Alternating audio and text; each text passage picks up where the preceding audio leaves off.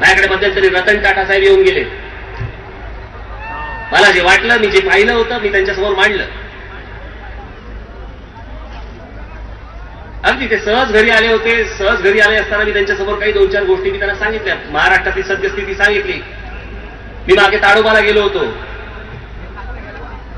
वाघासारखं इतकं उमद जनावर चाप लावतायत तिकडे. पाय पडला त्याच्यामध्ये की तडफडून मरतंय ते.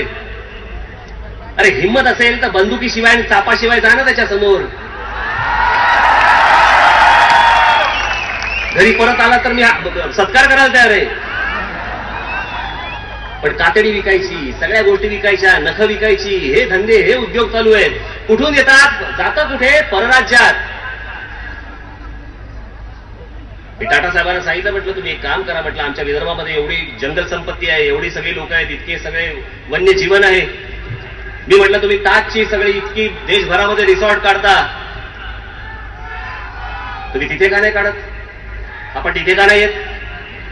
त्याच आजूबाजूच्या सर्व भागाचा एक फक्त गोष्ट येणं गरजेचं असतं. सगळा विकास व्हायला लागतो.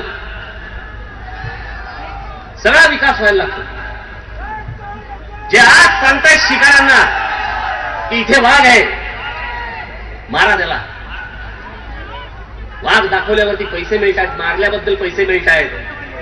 मी त्यांना फक्त एवढंच सांगितलं, म्हटलं आज त्यांना जर वाघ दाखवल्याबद्दल, मारल्याबद्दल जर पैसे मिळत असतील, जर तुम्ही उद्या जर समजा या गोष्टीला प्रोत्साहन दिलात,